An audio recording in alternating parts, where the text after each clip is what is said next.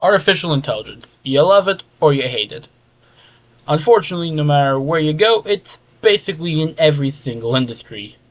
Film, art, writing, marketing, and unfortunately places it shouldn't be, like the military and hospitals, plus schools. Before we talk about online and business, let's talk about physical, aka the environment.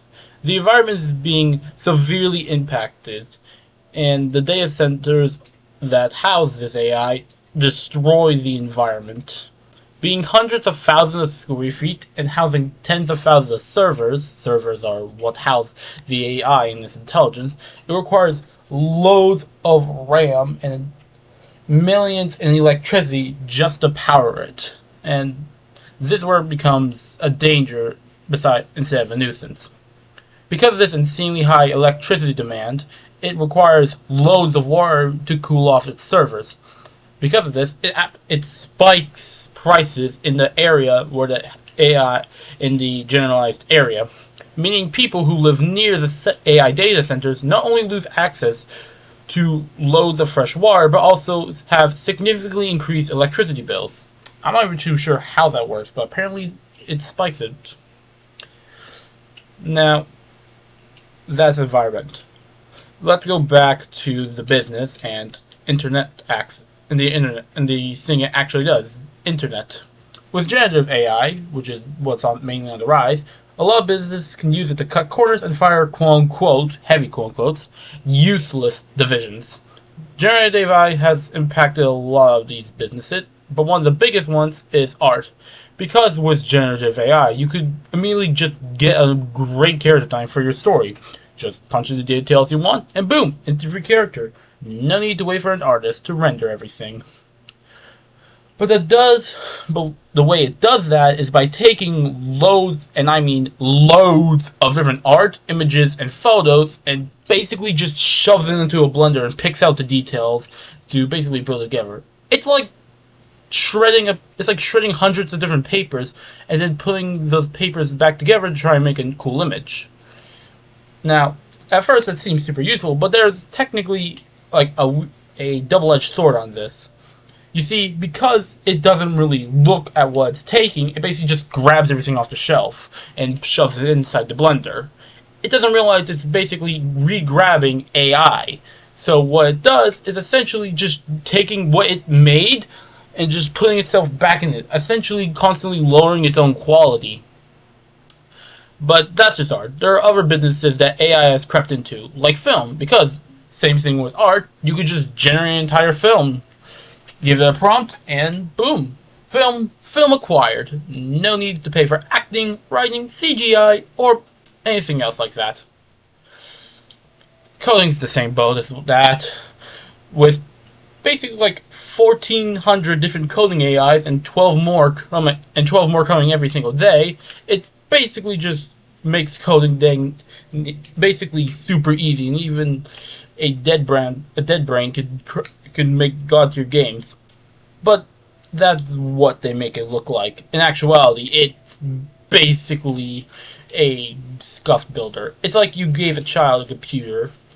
Unfortunately, because of that, it has no idea what it's doing. Well, actually, no, it does know what it's doing, but the problem is that it's not perfect.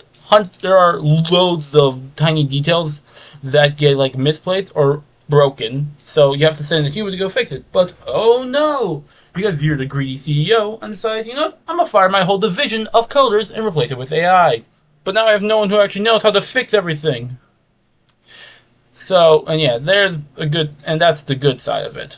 A lot of companies who actually use that now have gone from human to AI reported seeing no real increase when it comes to profits, even though they claim AI is the future of everything. It is not. As Adam Dewey says, what is different about generative AI is the power density it requires. Fundamentally, it is just computing, but generative AI training cluster might consume 7 or 8 times more energy than the typical workload. But as the saying goes, if there is light, there will be darkness. And there is a real dark side to this. Deepfakes. Oh, right, you probably don't know what deepfakes are. In short, deepfakes is basically you take a person's face and just slap it onto things it can do.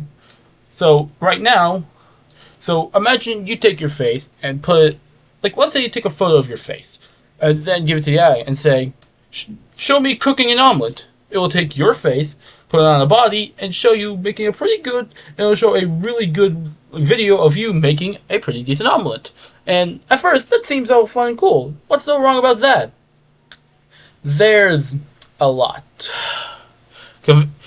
You can make convincing camera footage, body cams, or phone recordings of people committing crimes or real disgusting things. Seriously, Twitter is a hell feed for me.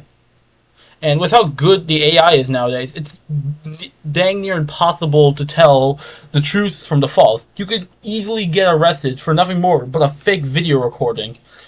And that's where I get serious. Now, but the generative AI companies looked at that and realized, okay, we don't want that on our hands. So they made it so whenever you make a video and try to post it to the public, it adds a watermark to it. And it constantly bounces around, so it'll be hard to censor. But somehow, these crypto bros figured out a way to basically just remove that. And yeah, it's not fun. Want to ruin a guy's entire life? Boom! Just posted. Boom! Video. Want to take down a popular YouTuber that you don't like? Just make a PDF document and defake some freaking Discord messages, and boom, he is now a criminal. All this shows AI was once, well, AI never really was, but in short, it went from like quite a decent tool to use to a genuine threat both in and out of the internet. From all the environmental issues and layoffs to the deepfakes and the slop videos, AI at this time has been nothing more than just a problem. And hopefully they can fix that and make it an actual useful tool for the general humanity.